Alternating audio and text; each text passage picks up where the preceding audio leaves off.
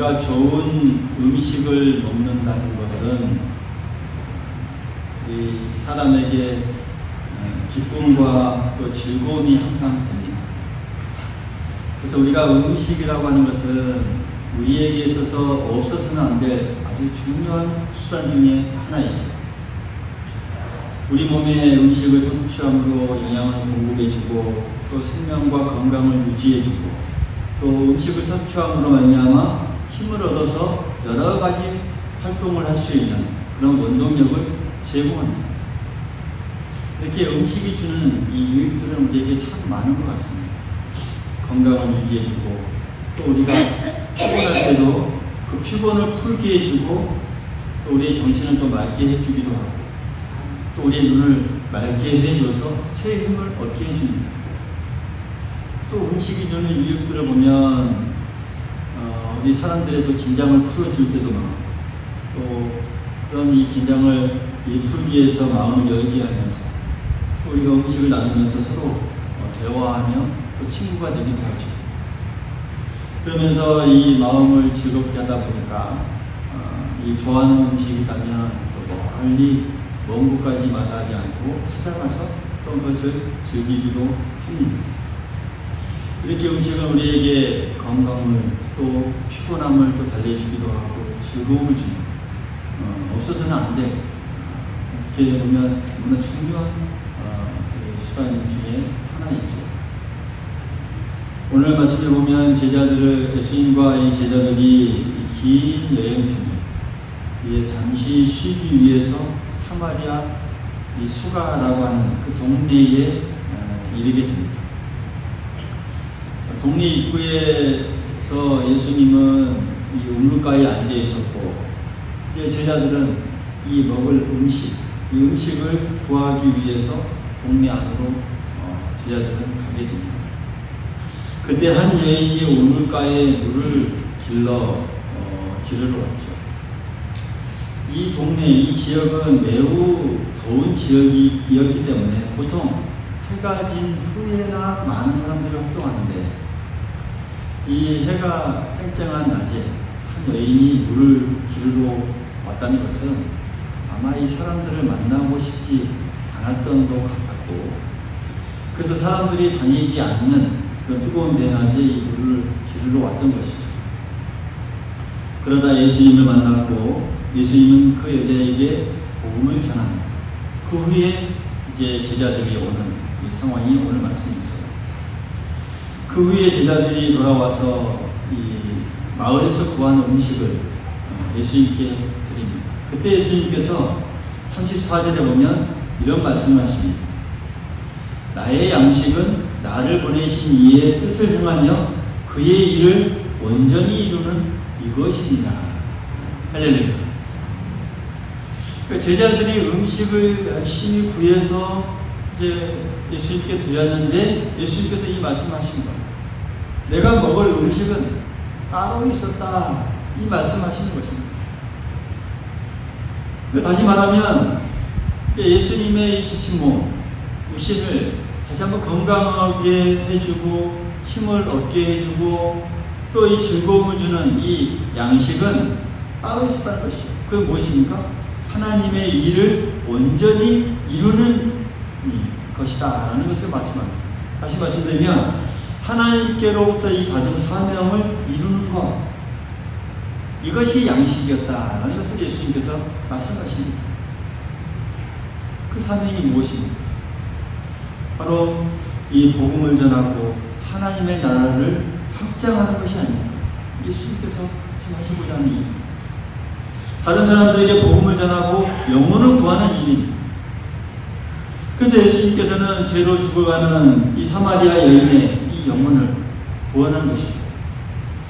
따라서 한 영혼을 구원하고 이 결실을 얻었으니 하나님의 뜻을 온전히 이루는, 즉 주신 그 사명을 다 하신 것이 되는 것이고, 그래서 예수님께 양식이 된 것이다 라는 것을 예수님은 지금 말씀하고 있습니다.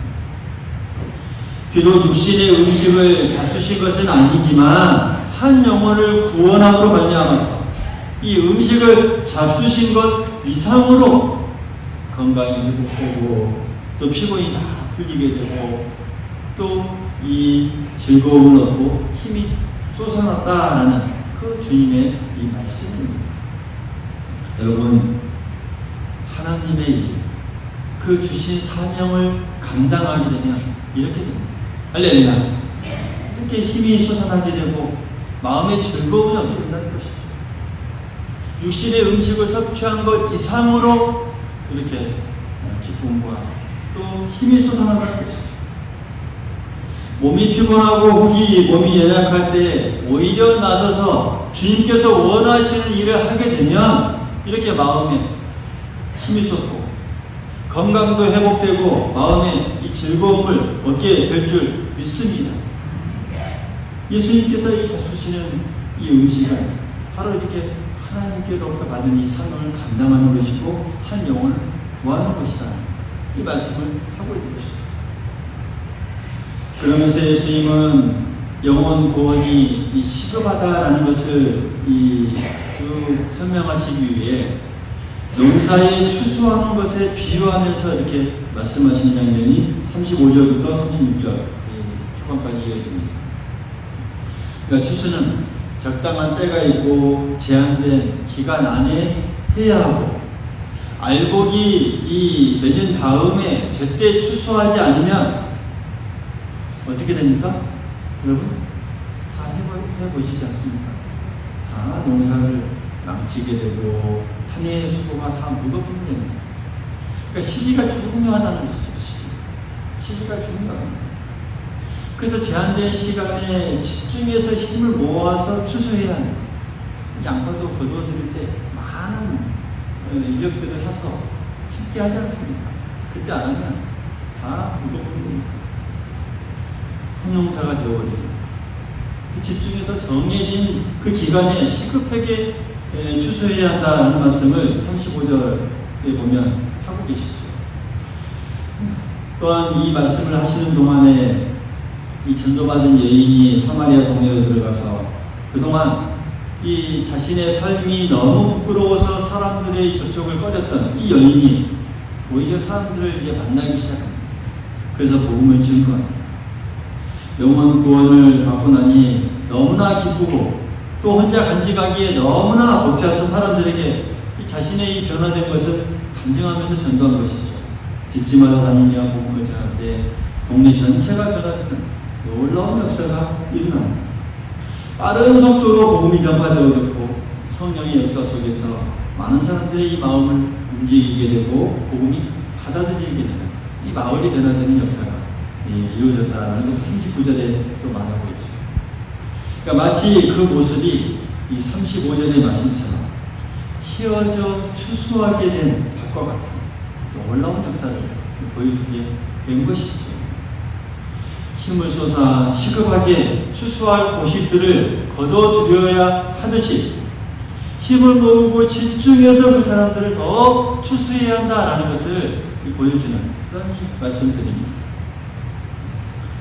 농사를 지어 추수하게 되는 것이 적절한 때가 있듯이 여러분 제한된 기간 내 안에 이 모두 해야 하는 이 추수해야 되는 것 같이 영혼을 구원하는 것도 적절한 때가 있다는 사실 우리가 꼭 기억할 수 있기를 간절히 소망하겠습니다.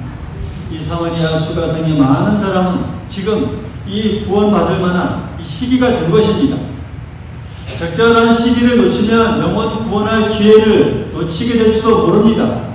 그래서 추수할 시기가 되었을 때 시급하게 집중해서 힘을 쏟아야 했습니다. 그래서 예수님께서 이 여인이 예수님을 만나게 되고 이 여인을 통해서 그 마을에 변화가 된 것이죠. 어느 교회의 한 성도님이 한 간증의 내용을 하나 소개하겠습니다. 이 대학 때부터 이 좋은 친구가 있어서 늘 그 친구에게 복음을 전했으나 그 친구는 들은 척도 안 했고 다 마음이 맞았는데 예수 믿으라는 그 말 한마디는 듣지 않았다고 합니다. 그렇게 오랜 기간이 지났습니다. 그래서 나이가 60이 훌쩍 넘어가는 그런 시간이 되었는데 그 예전에 전도하고자 했던 그 남편이 이제 그만 죽음을 앞두고 있게 되었고, 그래서 그 친구는 너무나 당황스럽고 너무나 두렵고, 그래서 예전에 그 친구가 복음을 전했던 것을 생각나게 되었고, 그래서 남편에게 이제 복음을 전해달라고 요청합니다. 평상에 가서 남편에게 복음을 전했고, 그 친구의 남편이 복음을 이제 다 받아들이고 예수님을 영접하고 믿었습니다. 후에 남편이 이제 세상을 떠나서 하나님의 품에 안기게 되고, 그 모습을 보게 된 자신도 이제 예수님을 영접하고 믿게 되고 교회에 나가게 되었습니다. 그렇게 예수 믿은 지 얼마 안 되었을 때에 자신의 또 다른 친구가 자기 남편이 이 죽음을 앞두게 되어서 또 복음이 전해달라고 이제 요청이 온 것이죠. 그 친구에게 요청이 들어왔는데 병원에 가긴 했는데 자기는 이제 신앙생활한 지 얼마 되지 않았고 또 성경에 대해서도 아는 것이 별로 없어서 뭘 해야 될지 도저히 몰라서 그냥 만나서 이런저런 이야기만 하다가 그냥 돌아왔습니다. 근데 그날 밤 이 생각해보니 잠이 오지 않는 거예요. 그러니까 자기 남편은 친구의 도움으로 예수 믿고 하나님의 품에 안기게 되었는데 내가 아는 것이 별로 없다는 핑계로 그냥 돌아와 버렸으니 너무 찝찝하고 그 친구의 남편이 어떻게 될지 몰라서 정말 괴로웠다고 합니다. 그래서 그 다음날 아침 다시 일찍 그 친구 남편에게 병원에 찾아가서 이제 다른 건 모르니까 간증부터 하기 시작했다. 자기 남편이 어떻게 예수님을 주님으로 영접하게 되었고 또 자기가 어떻게 지금 예수 믿고 어떻게 살고 있는지 자기가 경험한 그만큼 이 친구 남편에게 다 이야기를 쭉 합니다. 그랬더니 그 이야기를 듣고 그 친구 남편이 예수님을 영접하고자 했고 또 그 모든 복음을 다 받아들였습니다. 그러니까 어설프다 생각했던 이 전도였지만 자신의 이 전도를 듣고 그 친구 남편이 예수를 믿게 된 것입니다. 감사한 마음으로 집에 돌아왔습니다. 근데 그 다음날 그 친구에게서 전화가 온 것입니다. 그날 밤에 그 친구 남편이 숨을 거둔 것입니다. 그러니까 복음을 듣고 이 세상을 떠나게 된 것을 생각할 때 너무나 소름이 돋고 깜짝 놀랐다고 합니다. 까닭 잘못했으면 이 복음을 전하지 못하고 또 듣지 못하고 그 친구 남편이 세상에 떠나게 되었을 텐데 그 영혼이 어떻게 되었을까 이 생각만 해도 끔찍했다라는 그런 이 간증의 이 내용입니다. 여러분, 우리가 곡식을 추수하는 시기가 있는 것 같이 복음을 전하는 그 시기도 꼭 있다는 사실을 기억할 수 있기를 간절히 소망하겠습니다. 그 시기를 놓치면 그 영혼을 구할 수 있는 그 시간 다시는 없습니다. 지나가 버립니다. 우리가 정해놓고 기도하는 사람들이 있다면 바로 이 추수할 시기를 놓치지 않기 위해서 우리가 힘써야 합니다. 할렐루야. 정해놓지 않는 분이 혹시 있다면 오늘 이 시간 마음속으로 작정하고 또 우리가 기도할 수 있기를 간절히 소망하겠습니다. 그래서 힘을 모아 집중해서 시급하게 전해서 영혼을 구원하는 우리 모두가 될 수 있기를 간절히 소망하겠습니다. 그러면서 36절부터 38절까지 보면 영혼을 구원했을 때에 얻는 즐거움에 대해서 예수님께서 쭉 말씀하십니다. 즐거움. 여러분, 그 즐거움이 어떤 즐거움일까요? 2년 내내 땀 흘려 농사 지을 것을 가을에 가서 이 추수할 때에 농부가 얻는 이 추수의 기쁨, 또 보람, 여러분 말할 수 없이 큽니다. 여러분들도 저 밭이나 논에 이 추수할 때를 한번 생각해 보면 그 기쁨들이 크죠. 놀랍죠. 이 추수한 농부만 즐거운 것이 아니라 새로 추수한 것을 먹는 사람도 여러분 즐겁습니다. 큰 즐거움입니다. 묵은 쌀로 한 이 밥과 햇살로 한 이 밥은 여러분 눈으로 봐도 차이가 나죠. 윤기가 잘 흐르고 정말 찰져서 입에 착 달라붙는. 어떻게 보면 그것을 맛보는 사람들도 이 즐거움을 얻습니다. 그러니 추수한 사람은 얼마나 즐겁겠습니까? 이런 추수한 것과 비교가 안 될 정도의 또한 이 기쁜 일이 있다고 한다면 그것은 이 새 생명이 태어날 때의 기쁨이 아닌가 또 생각해 봅니다. 우리 가정에서 이 새 생명이 태어날 때의 기쁨. 또 여러분도 한번 옛날 생각을 해보십시오. 또 여러분들의 또 자녀들이 또 새 생명을 얻는 또 손주들을 얻을 때의 기쁨들을 한번 생각해 보십시오. 그 새 생명이 태어나서 아기를 안았을 때에 그 느끼는 그 엄마 아빠의 이 느낌들, 또 엄마 아빠가 된 이 기쁨들, 어른이 된 기쁨이기도 하고 또 내 아이가 생긴 이 기쁨, 한 생명을 또 책임져야 된다는 또 그 기쁨, 또 뭐 나를 닮았다는 그런 이 말을 들을 때의 이 기쁨들, 이 새 생명을 얻었을 때에 누리는 기쁨은 또 말로 다 할 수 없는 놀라운 큰 기쁨입니다. 그러니까 영혼을 구원할 때에 새 생명을 얻은 기쁨도 마찬가지입니다. 할렐루야. 이러한 기쁨을 우리가 또한 누릴 수 있다는 것이죠. 그래서 이 신약 성경에 보면 사도 바울은 이 자신이 전도하는 사람들이 얼마나 많겠습니까? 그 자신이 그 전도한 이 사람들, 그래서 자신이 전도해서 영혼을 구원받아서 새 생명을 얻은 그 사람들을 이렇게 부르고 있습니다. 빌립보서 4장 1절에 보면 나의 사랑하고 사모하는 형제들, 또 나의 기쁨이요 멸류관인 사랑하는 자들아, 이렇게 부릅니다. 그러니까 이 자기가 전도해서 이 생명을 구원받은 사람들을 보고 이렇게 기뻐하는 것입니다. 나의 사랑하고 사모하는 형제들아, 나의 기쁨이요 멸류관인 이 사랑하는 자들아, 이렇게. 그러니까 이 그들을 자신의 하나의 소망이 또 자신의 기쁨이요 자랑의 멸류관이라고 이렇게 부르고 있습니다. 여러분, 이 새 생명을 얻을 때 바로 이와 같은 이 자랑거리가 됩니다. 기쁨이 됩니다. 여러분, 바울이 쓴 이 서신들을 보면 이 자랑을 하지 말라고 해요. 그렇죠? 그러니까 자랑은 교만이다.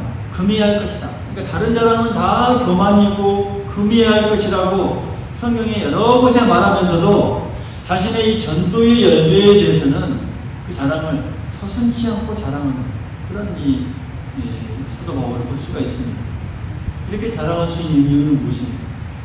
여러분, 장차 천국에서 내가 전도한 그 사람이 예수 믿고 이 새 생명을 얻고 그곳에 있을 때 그것이 하나님께 자랑거리가 되는 것이죠. 그리고 그것이 이 자신에게 주어질 이 멸류관이 될 것이기 때문에 자랑할 수 있는 것입니다. 자랑거리가 됩니다. 많이 자랑해야 됩니다. 여러분, 영혼 구원의 즐거움이 이렇게 큰 것입니다. 이 생에서만 즐거운 것이 아니고 또 영원한 그 삶 속에서도 우리에게 큰 즐거움을 준다는 사실 우리가 꼭 잊지 마시기를 간절히 소망하겠습니다. 이런 영혼 구원의 즐거움이 얼마나 큰지 36절에 말씀하고 있습니다. 36절을 한번 같이 우리가 읽어보겠습니다. 36절의 말씀 시작. 거두는 자가 이미 삭도록 영생에 이르는 열매를 모으나니 이는 뿌리는 자와 거두는 자가 함께 즐거워하게 하려 함이니라. 할렐루야. 이런 즐거움입니다. 영생에 이르는 이 열매를 모으는 것이 얼마나 큰 즐거움인지, 영혼을 구원하는 것이 너무나 큰 즐거움인지, 얼마나 큰 즐거움인지 말씀하고 있는 내용입니다. 여러분, 그래서 우리가 이 영혼을 구원하는 이 즐거움, 정말 우리에게 큰 즐거움입니다. 할렐루야. 큰 즐거움입니다. 할렐루야. 무엇보다도 우리의 영혼을 구원하는 일이 정말 큰 즐거움이 되는 이유를 크게 하나 꼽으라면 하나님의 뜻을 이루었기 때문입니다. 할렐루야. 오늘 이 말씀 예수님의 고백처럼 하나님의 그 일을 했기 때문에, 이루었기 때문에 음식이 필요하지 않은 것처럼 즐거움이 되는 것입니다. 하나님이 즐거워하는 것을 우리가 했기 때문에 즐거운 것이 아닙니다. 뿐만 아니라 새 생명을 얻는 그 기쁨을 우리가 맛보게 되니 또 우리에게도 큰 즐거움이 되는 것이죠. 이 아이가 태어났을 때의 이 기쁨을 여러분 어디에 비유할 수 없듯이 마찬가지입니다. 영혼을 구원하는 것, 새 생명을 얻는 것, 그것에 큰 기쁨이 우리에게 주어진다는 사실 꼭 기억할 수 있기를 간절히 소망하겠습니다. 뿐만 아니라 영혼을 구원하는 일이 우리에게 큰 즐거움이 되는 또 다른 이유가 하나 있습니다. 그것은 우리의 신앙을 또 한 단계 성숙하게 하고 성장하게 하기 때문입니다. 할렐루야. 우리가 전도를 하고 또 한 생명을 구원하는 일에 우리가 보탬이 됐을 때 우리의 신앙은 우리가 알지 못할 때 크게 하나님 앞에 성장이 되고 성숙이 되어 가고 있습니다. 한 생명을 구원하기까지 우리가 얼마나 많은 노력을 기울여야 하겠습니까? 그러다 보면 그 과정 속에서 성령께서 인도하시고 또 감동하시고 역사하시고 변화시키시는 그 모든 것을 다 내가 직접 느끼고 체험하게 됩니다. 그래서 우리의 그 순간을 통해서 우리의 신앙도 함께 성장하게 되는 것이죠. 뿐만 아니라 우리의 이 영혼을 구원하는 일이 또 우리에게 즐거움이 되는 마지막에 큰 이유 중에 하나는 여러분 그것이 천국에서 우리에게 큰 상이 되기 때문입니다. 믿습니까? 할렐루야. 하나님의 나라에 우리가 상 받을 조건이 여러 가지 있을 수 있겠지만 그 가운데 가장 큰 조건은 바로 이것이 새 생명을 구원하는 것. 할렐루야. 영혼을 구원하는 것이 하나님 나라에서 가장 큰 상급임을 우리 모두 기억할 수 있기를 간절히 소망하겠습니다. 여러분 우리가 이 찾아가서 복음을 전할 때 분명히 성령께서 역사하여 주실 줄 믿습니다. 예수님은 사마리아 여인을 전도했고 그 여인이 동네 사람들에게 가서 간증을 했고 많은 사람들이 그 말을 듣고 예수님께 나아갔습니다. 복음으로 변화가 되었습니다. 여러분 그때 이 제자들은 무엇을 했습니까? 제자들이 한 거예요. 37절과 38절에 보면 같이 한번 읽어보겠습니다. 37절, 38절 시작. 그런즉 한 사람이 심고 다른 사람이 거둔다 하는 말이 옳도다. 내가 너희로 노력하지 아니한 것을 거두어 버리었노니 다른 사람들이 노력하였고 너희는 그들이 노력한 것에 참여하였느니라. 할렐루야. 제자들이 단지 남이 수고하는 것을 가서 뭐 했습니까? 끌어모으기만 한 것이죠. 그러니까 어떻게 보면 적은 노력이지만 그것이 큰 즐거움으로 다가왔다라는 상황을 예수님께서 설명하고 있는 것입니다. 우리가 찾아가서 복음을 전할 때 이러한 놀라운 성령의 역사함이 우리를 통해서 나타나게 해주실 줄 믿습니다. 하나님의 이 일을 할 때 성령께서 가만히 두지 않습니다. 그리고 성령께서 역사하시고 일하시고 또 감동하시고 변화를 일으키셔서 한 영혼을 구원하십니다. 믿습니까? 믿습니까? 우리는 단지 찾아가서 복음을 전하는 어떻게 보면 이 작은 노력만 기울이면 됩니다. 그 다음은 성령께서 일하시고 그리고 그 뒤에 우리에게 큰 즐거움을 주십니다. 놀랍도록 주십니다. 이 영혼을 구원하는 것 여러분 이 땅에서도 큰 즐거움입니다만 하늘나라에서도 상급을 받고 멸류관은 큰 즐거움입니다. 꼭 기억할 수 있기를 간절히 소망하겠습니다. 이 추수의 계절, 가을의 계절 우리가 한 영혼을 구원하고자 더 힘쓰고 더 우리가 주위를 또 우리 옆집을 우리 마을을 우리가 정말 불꽃 같은 눈으로 하나님이 주신 영적인 눈으로 찾아 헤매어서 그 추수할 일들을 찾고 또 그 시기를 놓치지 않아서 주님께로 인도하며 하나님의 복된 사람들 우리 모두가 될 수 있기를 간절히 소망하겠습니다.